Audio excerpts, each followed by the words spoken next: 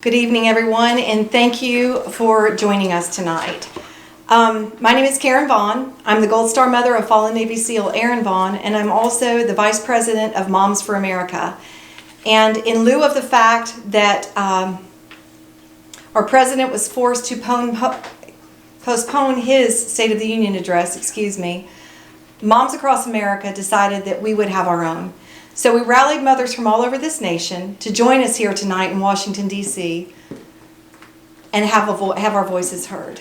We're tired of being silent. We feel like the conservative female voice has been silenced, and we are not willing to stand for that any longer. The state of life in this country is in serious jeopardy. Just over a week ago, the annual March for Life once again took place in Washington, D.C. Massive crowds of concerned Americans descended on the city to peacefully make their voices heard as ones who support the fundamental right to life. And as is the case year after year, the mainstream media ignored them, once again marginalizing the most helpless among us, the unborn. The mainstream media also ignored Pennsylvania Dr. Kermit Gosnell, who operated an abortion mill turned charnel house for decades and got away with it, despite more than 20 years of complaints against him. Even after it was clear that Gosnell was a serial killer who ran abortion clinics, media outlets such as then Washington Post reporter Sarah Cliff downplayed this horror story as a local crime story. Since the mainstream media completely ignored his atrocities against humanity, most Americans still have never heard of Dr. Kermit Gosnell, the most prolific serial killer in American history. The hostility toward life has now become law in New York. Babies in New York can now be aborted, killed, up to moments before their birth. This is beyond late-term and even partial birth abortion. This is genocide. As Governor Andrew Cuomo signed this law, many on the left cheered it. They even lit up the One World Trade Center, the monument to the lives lost on 9/11, turned it pink to celebrate this ghastly law, which is one of the most radical anti-life laws the United States, maybe the world, has ever known. If you witnessed a scene in a horror movie, such as these ghastly pre-birth abortions, any normal human being would be forced to turn away. Yet it was celebrated with a standing ovation by New York's Democratic leaders and many others on the left. I can't help but think of a famous quote from a famous movie. So this is how liberty dies, with thunderous applause. I'd be willing to bet that those who celebrated the passage of this barbaric law would send another American to prison if they did such a thing to a pregnant animal. Astoundingly, this grotesque law came from the governor who declared the death penalty morally indefensible, an act that has no place in the 21st century. Maybe you're wondering what actual doctors have to say about the necessity of this type of abortion. Well, according to Dr. Omar Hamada, who has delivered more than 2,500 babies, there's not a single fetal or maternal condition that requires third trimester abortions. Not one. These are his words, not mine. Delivery, yes. Abortion, no. There is absolutely no medical reason, according to this doctor, to kill a near-term or term infant. In his words, we just deliver the baby. We don't have to kill it. The right to life is a very personal issue for me. I was only 18 years old when I found out that I was pregnant. A freshman in college, obviously an unplanned pregnancy. I wasn't married, so many encouraged me to do the easy thing, they called it, and just abort my baby. But that was never an option for me or my child's father. We chose life. And thank God we did, because that child, Aaron Carson Vaughn, was one of the greatest loves of my entire life. He grew into a noble man with a servant's heart, with a deep passion and love for his God, his country, and his family. It was a natural leap for him to enlist in the U.S. Navy after completing college. He chose a life of service, a life of sacrifice. He became a U.S. Navy SEAL, reaching the pinnacle of his career in the highly lauded SEAL Team 6. Aaron was a lead breacher, a door kicker. He lived every moment of his life in sacrificial abandon to a greater cause, that of his fellow Americans, not his fellow Republicans or conservatives. He fought for all Americans. He fought to preserve that dream of life, liberty, and the pursuit of happiness. He believed in the American way of life. On August 6, 2011, he lost his life while rushing into battle to save others. He died running to the fight, not away from it. His legacy has been astounding. Because of the noble life he led, he's been honored on television specials, in magazines, including being on the cover of Soldier of Fortune. He's been honored at NFL games, on the hoods of NASCARs, in Major League Baseball games. A tattoo he bore on his forearm has been copied by hundreds, if not thousands, who've read his story and wanted somehow to honor his memory. My point? That unplanned pregnancy became the life of a world changer. A man who left a mark on our nation's history, who's still, 7+ years after his death, leaving a mark. No child is a mistake. Every life is a gift from God. But the state of our union in this respect is painful. In 2015, in the state of Florida alone, my state, there were 71,740 abortions. 92.3% of them were simply for convenience. No reason at all. Another 6.27% were chosen for economic purposes. That means that almost 99% of these 71,740 murdered babies had nothing to do with physical or mental health of the mother, or circumstances such as rape or incest. We need to wake up. Killing our future cannot be the answer for a civilized society. By the way, I'm also the mother of an adopted child, a child of another mother who could not provide for her child, but chose life nonetheless. Again, no child is a mistake. As a mom, I stand for life. Motherhood is an honor. It's a calling. Being a mom is membership in the most powerful, influential group of people in America, in the world. We're the hands that rock the cradle. We build the future. I'm honored to be here tonight, standing with moms for America and standing up for life. And I ask you to join us and do the same. It's important to remember that inaction is action. What we choose not to do could more profoundly affect the future than all of our actions combined. Joseph Warren once said, "Our country is in danger, but not to be despaired of. Our enemies are numerous and powerful, but we have many friends, determining to be free. And heaven and earth will aid the resolution. On you depend the fortunes of American millions yet unborn. Act worthy of yourselves." Thank you.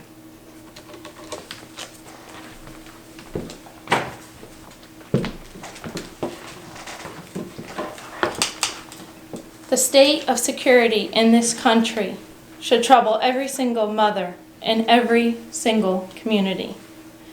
Mothers, we are living in perilous times, times when protecting our border is seen as racism and building a wall is called immoral.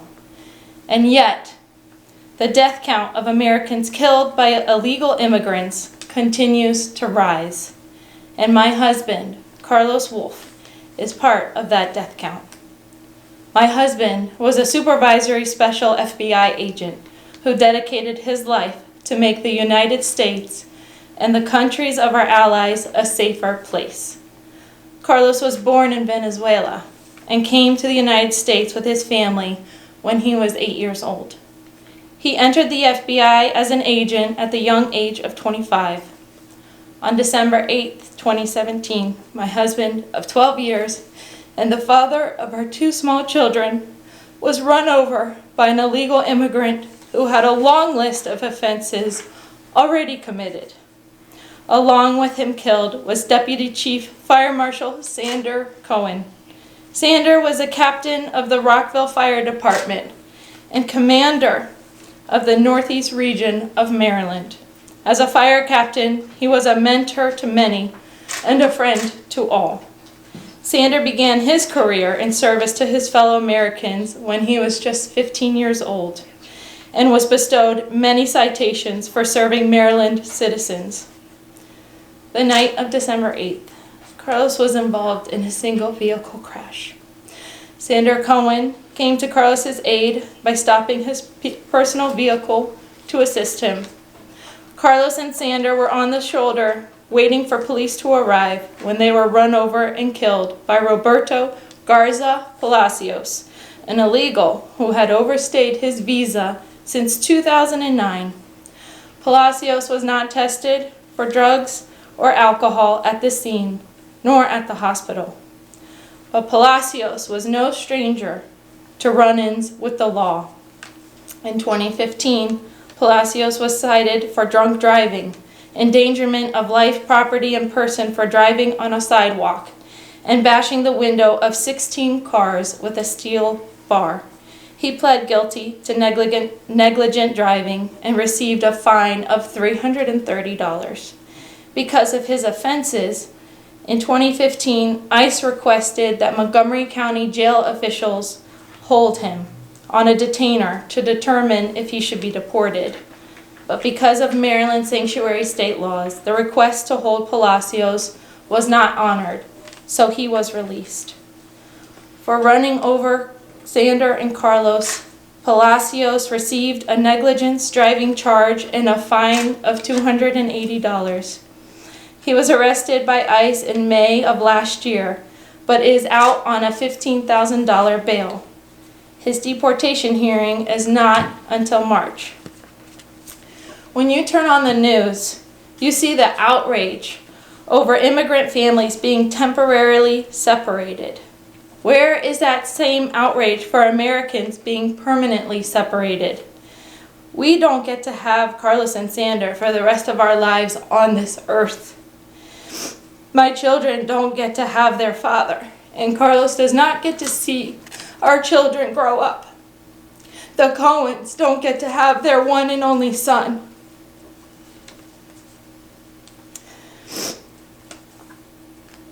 Meanwhile, Palacios is enjoying the freedoms of America while committing offenses with little or no consequences. The laws of this country must change. Instead of the laws protecting law-abiding citizens, they are now protecting illegal immigrants. How many lives will be lost before something is done? Enough is enough.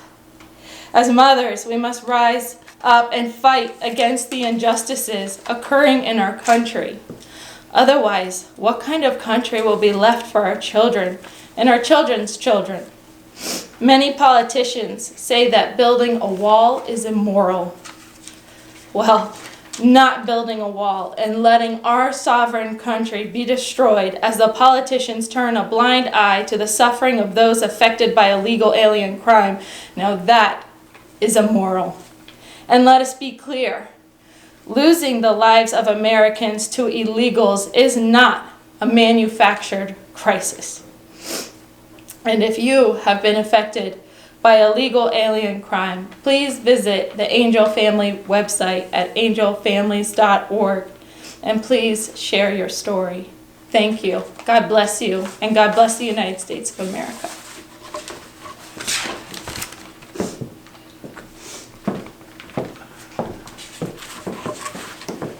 Good evening. My name is Teresa Taylor. I'm a Coast Guard Gold Star wife.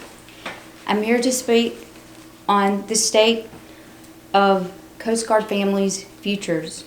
They're uncertain. Karen Vaughn just shared, as a Gold Star mom, what it means to have lost her son.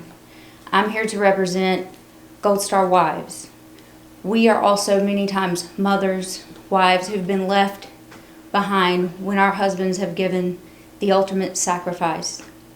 Unlike the two that just spoke before me, my husband did not lose his life by any act of violence or aggression or war or battle. Rather, he gave his life. He was a protector. That's what fathers are. They're protectors. Children that have given this sacrifice now feel uncertain. They wonder, who will protect me? What things that were certain in our country no longer feel certain? Almost 7 years to the day, my husband, Lieutenant Commander Dale Taylor, an HH-65 Dolphin helicopter pilot, was killed in the line of duty. It was a training accident, a dark night in Mobile Bay. He was training a very young, unseasoned pilot. Very bad weather came in. It was an inherently dangerous situation that requires the utmost training. U.S. Coast Guard aviators, all Coast Guardsmen are the elite. They're experts. They understand what their job is, and they do it to perfection. It requires training, and even training requires risk. My life was changed, just like many of the women here, with a phone call or the dreaded knock on a door, where you know your life will never be the same, never before or after. My children were only 4 and 7 at the time. Since then, I've raised them alone. They've spent as much time without their father as with. I've been asked many questions that I don't know how to answer, because it was a question their dad should have answered. However, I'm grateful each day for the friends, the family, the support that this nation makes possible, the things that our nation represents, and I know my husband died for a good reason. But just last week on Capitol Hill, it infuriated me, it frustrated me, it even confused to the utmost degree many of my co-widowed friends. We were left wondering, will we even be paid? Will our child's survivor benefit plans be paid to us as promised? It was a question we shouldn't have to answer or even wonder about. We have enough questions as it is. But to see our leadership vote down a clean bill to pay our Coast Guard, and even so, our government to, in other words, use us as political pawns, is infuriating and unacceptable. The Coast Guard, they're rescuers. They have a mantra, and that is honor, respect, and devotion to duty. They often say, we don't have to go out, but we do have to come back. This is exactly what my husband lived and died for. But to see, again, our government push us aside, again, as political pawns, is completely unacceptable and infuriating. Ironically, at the same time, my son had looked forward to his 8th grade field trip to our nation's capital, and he enjoyed it very much. He took in the sights. But it wasn't until he had been back home for 2 or 3 days, he sat holding back tears, and he told me about how brave I thought he was brave. He actually broke away from his group. He asked a chaperone to take him to see his father's gravesite at Arlington. And I was just struck by, this is the thing no 14-year-old boy should actually have to do. Yet I was very proud that he did it. And again, at the very same time, on the same Capitol Hill, our government couldn't even agree to pay our Coast Guard. My sons will forever ask questions such as, why did my dad have to die? And why did this happen to us? It's heartbreaking to try and answer these questions sufficiently, but much easier when you know your government is doing its job and will honor the highest cost that has been paid. When those things become uncertain, it becomes very hard for single moms, especially Gold Star moms, to answer those questions with confidence.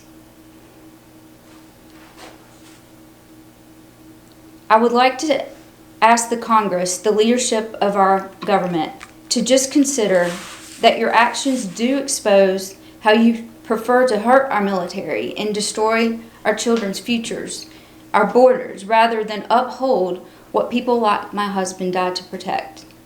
The reality is you have successfully inflicted pain onto those of us who've already endured very much pain for our country. Mr. President, on behalf of Gold Star children especially, please don't back down on your promise.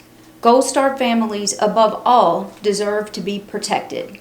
After all, our protectors are no longer here on the earth. God bless.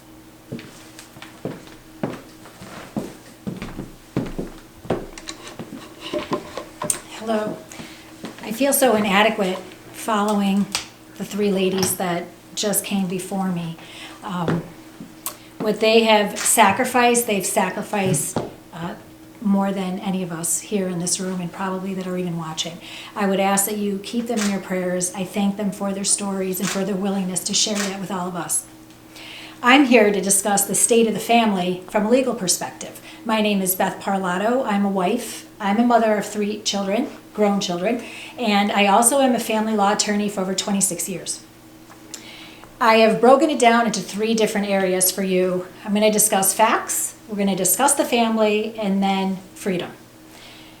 Here's some facts. The traditional family has been on a decline while divorce and cohabitation is on the rise. We have 40% of babies in our country are born to unwed parents, to non-married parents. We have 400,000 children in the United States foster care system. And we also have 2.5 million children on a yearly basis that are homeless.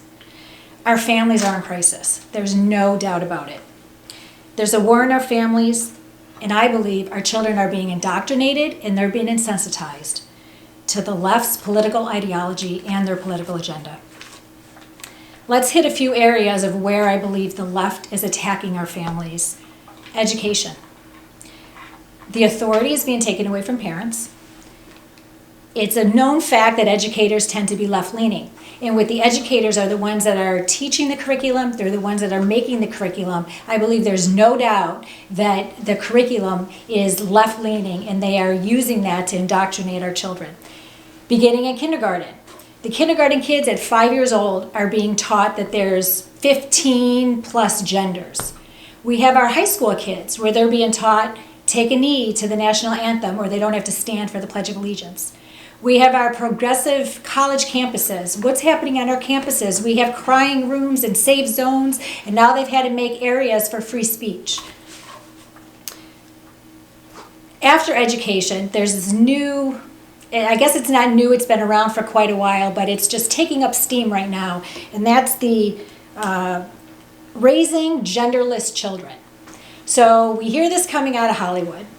And they're deciding that we have they babies, they're not going to name them boys or girls, and they are going to raise their children with no gender and then let the kids decide when the kids get older. First of all, I want to be clear that gender is not a decision, gender is a fact. You're either male or female at birth. Secondly, make no mistake, the movement of genderless parenting has nothing to do with the best interests of a child. It has everything to do with the parents using their children to push their political agenda. Misguided feminism and the attack on our boys. That's the other area I wanted to talk about that I believe that the left is indoctrinating our kids. We had over the summer the travesty that was Judge Kavanaugh, and a good man with an impeccable professional reputation was almost ruined. A couple weeks ago, we had the liberal media going crazy over the Covington Catholic High School boys. What is going on with the left that they are blaming our boys and making them the enemy of our country? Over the course of 26 years as being a family law attorney, I have seen firsthand the shift with judges in the courtroom, with court advocates, with social workers, and also with my colleagues and my fellow attorneys. And this is a dangerous path that we're going down. The left is demanding that we must believe women.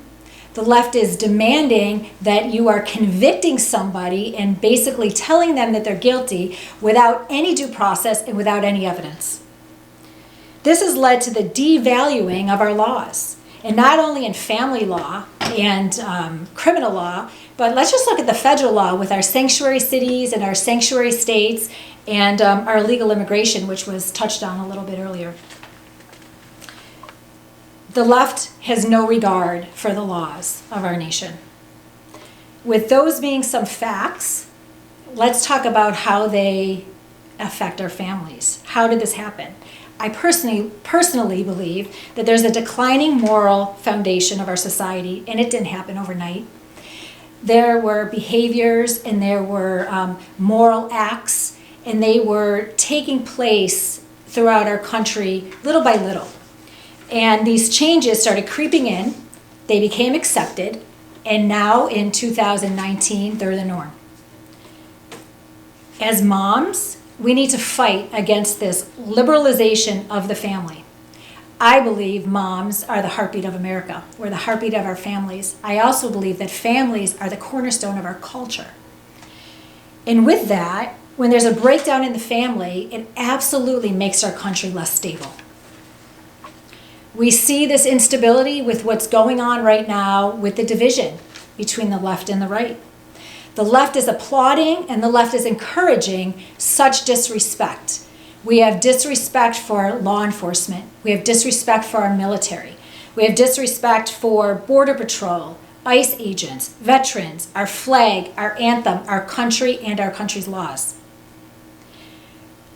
We all know what's right and wrong. I think we inherently have a moral compass.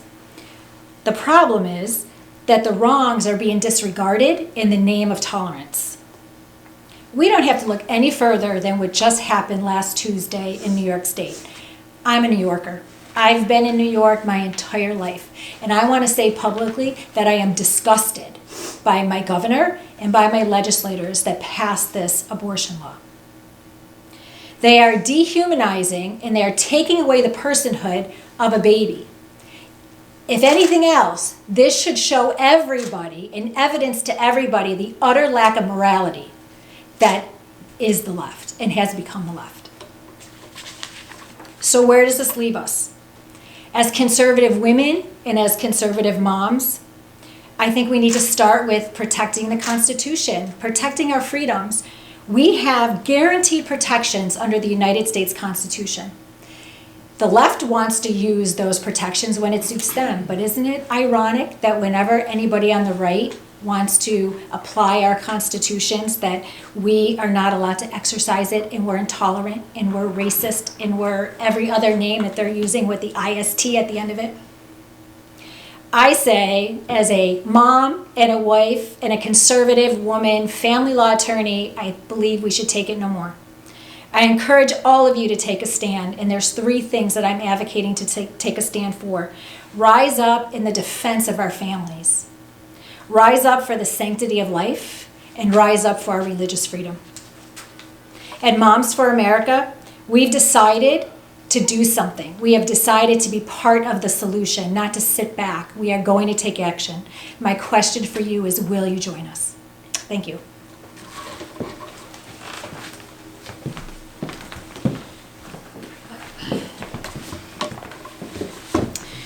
My name is Kimberly Fletcher. I am the president founder of Moms for America. I am the wife of a retired military officer, and I am a mother of 8 children, 6 sons and 2 daughters. And I now have 3 grandchildren, 2 boys and a little girl. And everything that I do and the purpose that we're here is for them.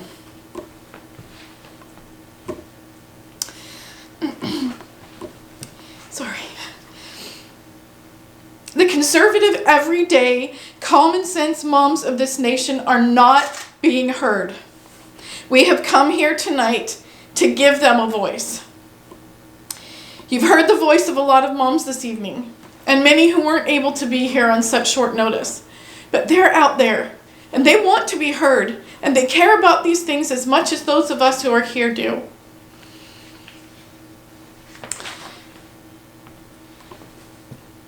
I want you to understand why it is that we felt being here was so important. This is our opportunity to talk about what we feel is the state of our union. The constitutional government that was set up by our founding fathers and mothers, families who sacrificed so much to give us this freedom and this liberty.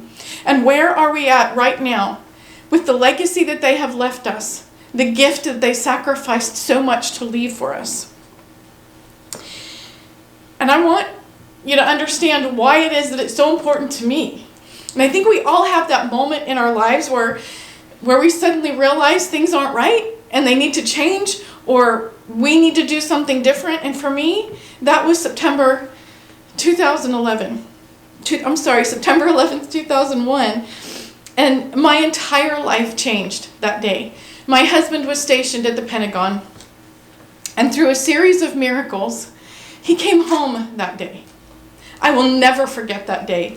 And I remember sitting on the couch that evening with my family, and I just kept thinking, well, at least we have this time together. Because the last thing you want when something like that happens is for you to be separated in any way. And I'm sitting there on the couch and I'm thinking, okay, well, at least we have a couple of days, because where's he going to go to work? They have to have time to find a place for him to go to work.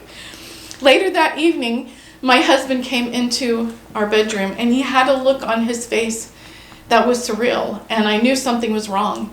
And I asked him, I said, what is it? And he said, that was the commander. I'm going to work tomorrow. And I said, you can't, that's crazy. How did they find someplace so fast? And I said, where are you going to go? And he said, the Pentagon. And I said, you can't go, the Pentagon is still burning. Do you understand what you're saying? This makes no sense. And he said, Kimberly, this comes from Secretary Rumsfeld. We're sending a message to the world. We're still here. And at that moment, my heart just swelled. And I just wanted to say, you go, and you fight for our freedom, and you fight for our liberty. And as much as I didn't want him to walk out that door the next morning, I committed to myself right then, I am going to do whatever it takes to make sure that my children remain free. We're still here. The mothers of America who have been ignored. We are here, and we will be heard, and this is our opportunity to be heard. We're not going away. Moms for America, Moms March, we're here. We're united. We're going to fight. Join us and stand for the things that matter. As time has passed, the divisions in our country have grown beyond anything I could have imagined. But do you remember what it was like after 9/11? The day after? When we were all united for an entire year? And members of Congress lined up together. There was no color, there was no political party. It was just everybody came together to support each other. And our own members of Congress stood on the steps of the Capitol and sang, God bless America together. I want to go back there. I want to be there. That's the America that I love, and that's the America I want to see. It's like there's an invisible hand that's dividing us. We're not doing it ourselves, but others are convincing us that we can't get along, that colors divide us, or education background, or monetary. It all divides us. There's nothing that divides us. We are united as Americans, regardless of how much money we make, what color we are, what religion we are. We're all Americans. And American mothers have the ability to unite this nation together, because motherhood is the great unifier. It's beginning to seem as if we're no longer Americans, united as one nation, but fractured extensions of various groups. We have the ability to change that. Why are we allowing this to happen? Here I am before you today, one mother to another, asking you to wake up. Wake up to your family, your community, your nation, and yourself. The hand that rocks the cradle, rules the world isn't just a cute little saying, it is an immortalized fact. Women are the very heart of society, laying the foundation for the future. We have been at the rise and fall of thousands of years of civilizations.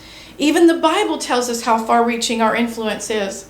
While Esther saved a nation, Jezebel tore one down. Women are a powerful influence. We always have been, and we always will be. The only question we have is to decide what kind of future we want. We want. As for me, I choose to plant my feet and take a stand. A stand for a secure border. A stand for the fundamental right of life in our country's next generation. A stand for our constitutional right to protect our freedom, to speak our mind, to live our values, and teach them to our children. A stand for civility in this nation, where we respect one another's voices and recognize their humanity, even when we don't agree with them. The future is in our hands, yours and mine. Will you join me? Will you join us and be the light that this nation so desperately needs to find its way out of the darkness? First, commit to connecting with your family on every level. Family dinners, game night, unplugged Sundays, whatever it takes. Commit to reconnecting with your neighbors, no matter who they are, what they look like, or who they voted for.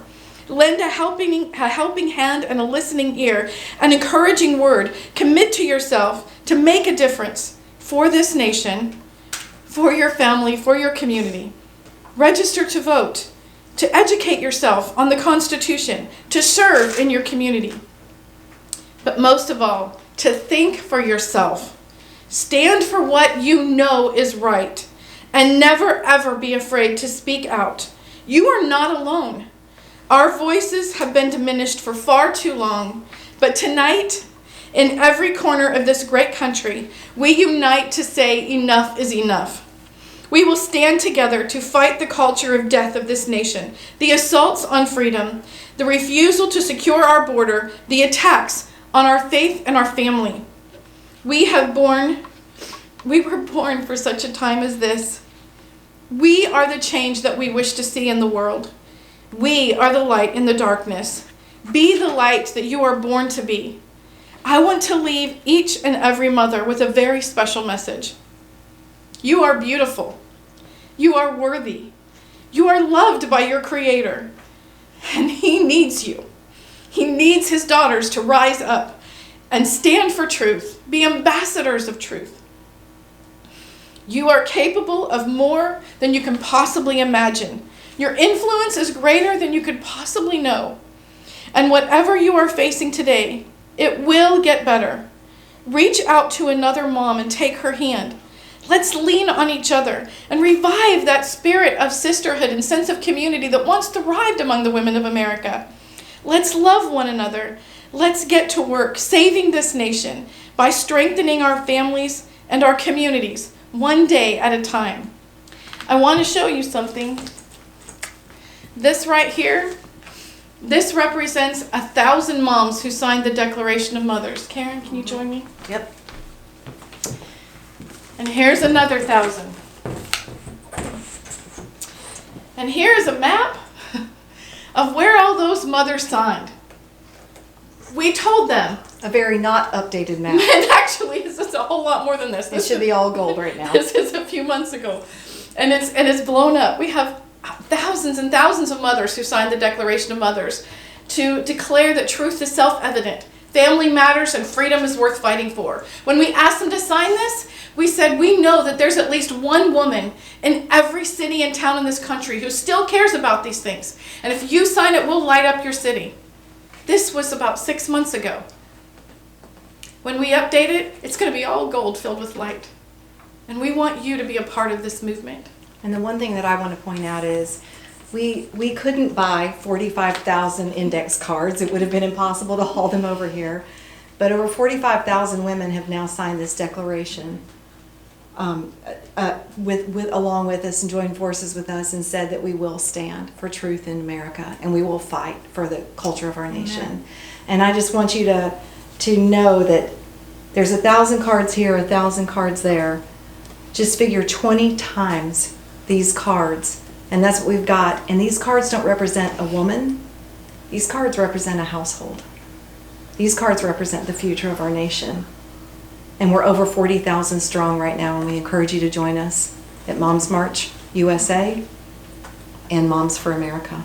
God bless you all.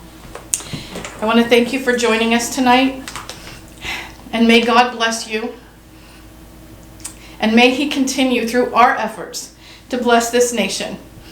This is our State of the Union address. The State of the Union is in peril, but we as the mothers of America have the ability to turn it around in one generation, and we hope you'll join us to do that. God bless you all.